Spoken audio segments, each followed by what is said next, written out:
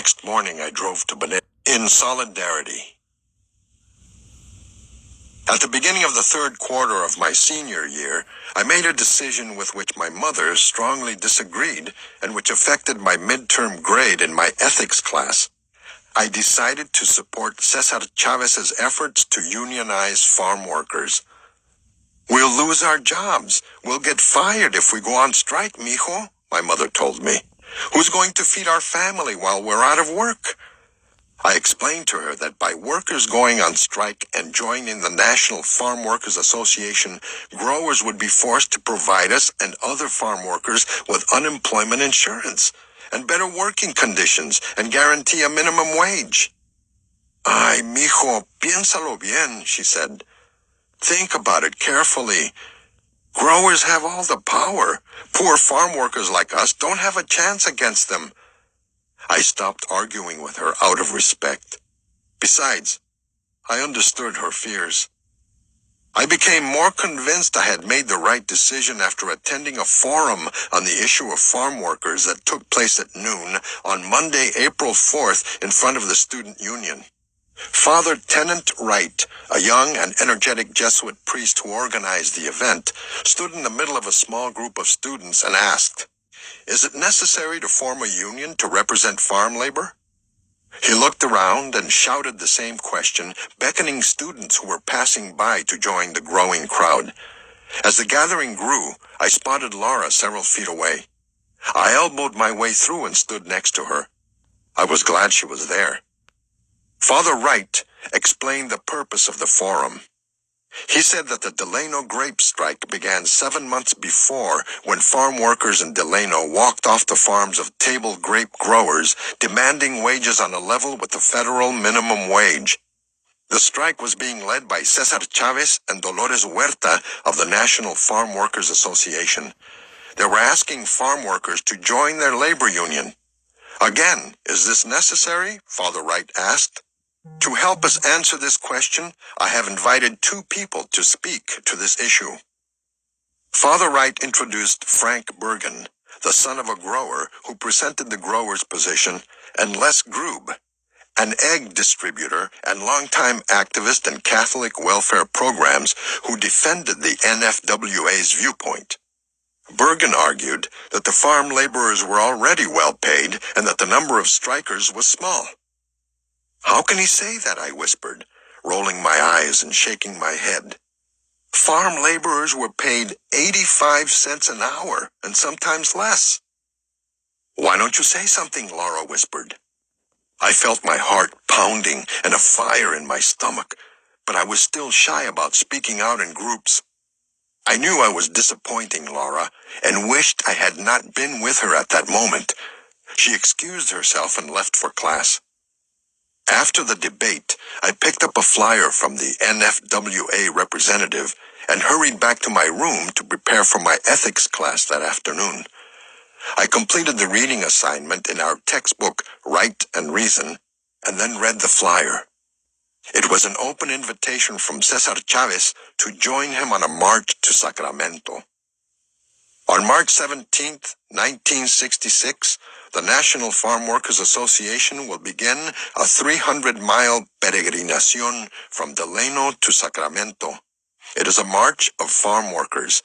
It will begin in Delano and will involve workers from all parts of the state. It will be a pilgrimage by members of all races and religions. In order to be successful, we will need the help of our friends around the state and nation. We ask you to join us for a day on the march, and especially for the last day in Sacramento. Although this is primarily a march of farm workers, it is important that all who have a concern for social justice and human dignity demonstrate their unity with us. I set the flyer down on my desk and paced the floor, thinking about whether or not I should join the march. I had learned in sodality and my religion and philosophy classes that it was a moral obligation to fight for social justice. Father Shanks had told us that leaders must have a strong sense of personal responsibility and give something of themselves to make a difference in society. In my mind, joining the march was the right thing to do, but I also felt this in my heart, as I thought of my family and other migrant laborers working in the fields from dawn to dusk 7 days a week, living in army tents and suffering hunger during cold winter months when there was no work. I remembered my mother weeping and praying for Torito, who was dying, and we had no money to take him to the doctor. I remembered my father agonizing from constant back pain and reaching out to me when I found him alone in the storage shed. I remembered Gabriel, Abracero, being fired because he refused to tie a rope around his waist and pull a plow like an ox. I heard his words in my head. Díaz me puede correr, pero no puede forzarme a hacer lo que no es justo.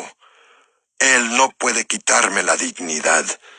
Esto no lo puede hacer. Díaz can fire me, but he can't force me to do what isn't right. He can't take away my dignity. That he can't do. A wave of sadness and anger came over me.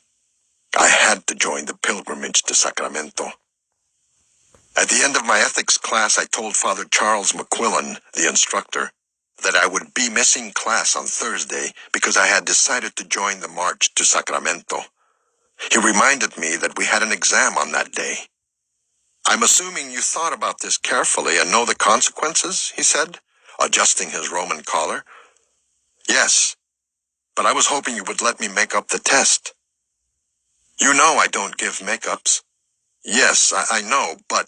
So, is sacrificing your grade to go on the march worth it?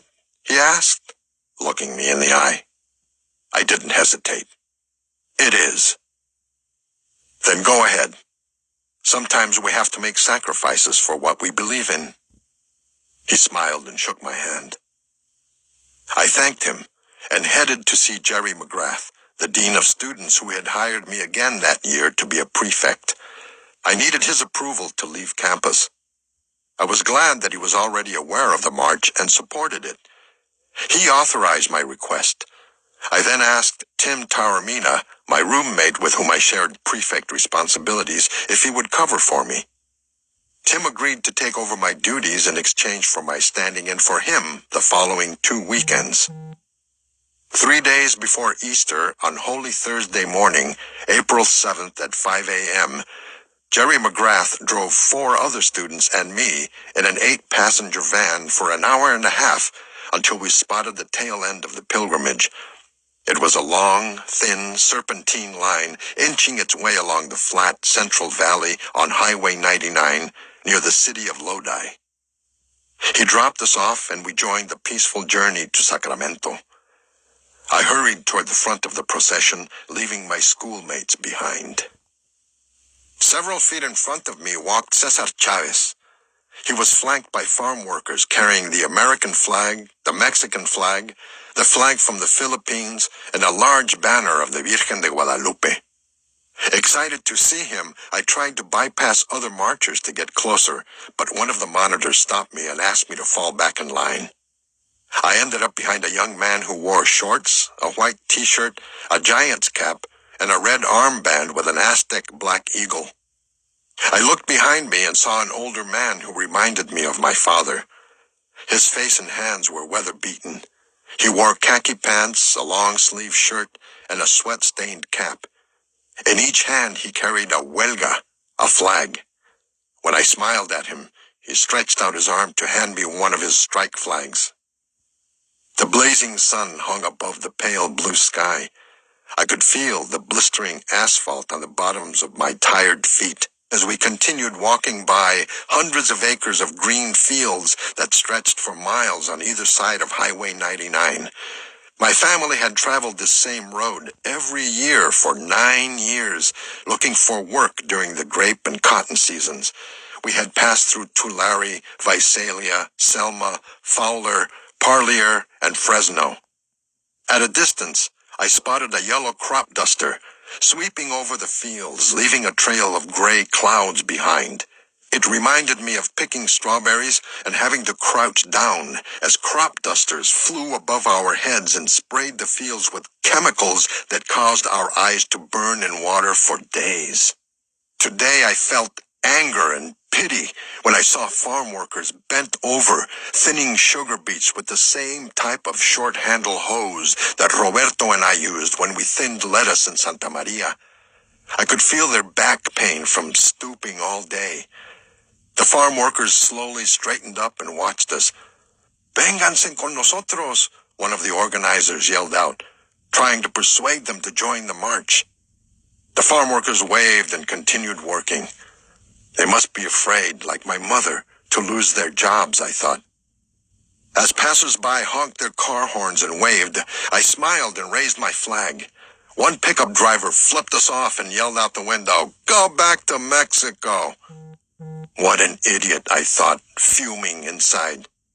Along the way, local supporters joined us for a while. Others offered us rice and bean tacos and water for lunch.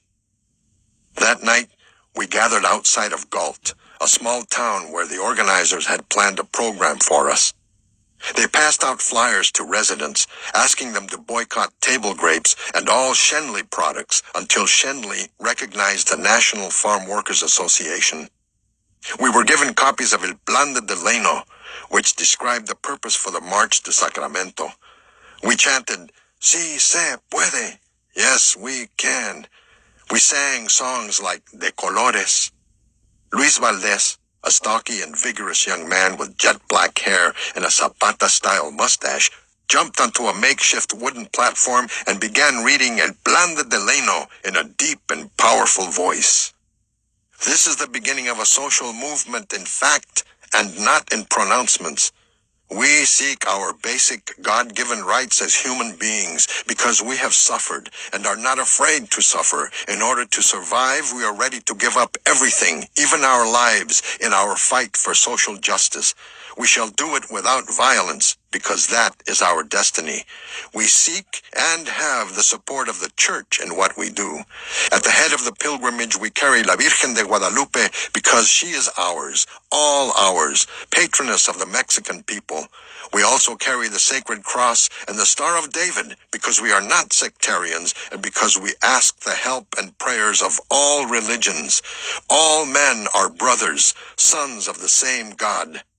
Our men, women, and children have suffered not only the basic brutality of stoop labor and the most obvious injustices of the system, they have also suffered the desperation of knowing that the system caters to the greed of callous men and not to our needs. Now we will suffer for the purpose of ending the poverty, the misery, and the injustice, with the hope that our children will not be exploited as we have been. We shall unite. We have learned the meaning of unity. We know why these United States are just that, united. The strength of the poor is also in union. We know that the poverty of the Mexican or Filipino worker in California is the same as that of all farm workers across the country. The Negroes and poor whites, the Puerto Ricans, Japanese, and Arabians, in short, all of the races that comprise the oppressed minorities of the United States. The majority of the people on our pilgrimage are of Mexican descent, but the triumph of our race depends on a national association of all farm workers. We shall strike. We want to be equal with all the working men in the nation. We want a just wage, better working conditions, a decent future for our children. To those who oppose us, we say that we are going to continue fighting until we die or we win. We shall overcome. The time has come for the liberation of the poor farm worker. History is on our side. May the strike go on. Viva la causa! Viva la huelga! Viva la causa! Viva la huelga! We all shouted. Hooray for the cause! Hooray for the strike!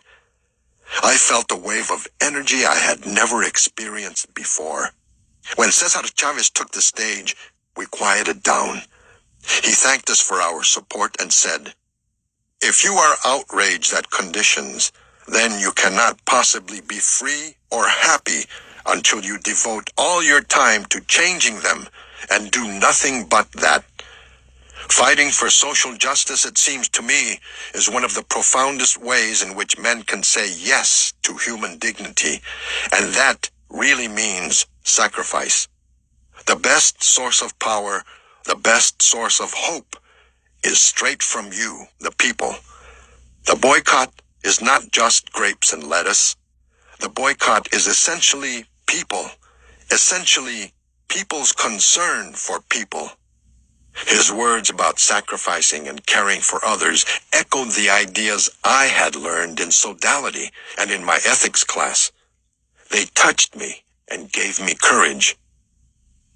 That evening, we were hosted by local families whose homes were like many of the places my family had lived in. Small farm workers' cabins with no electricity or running water.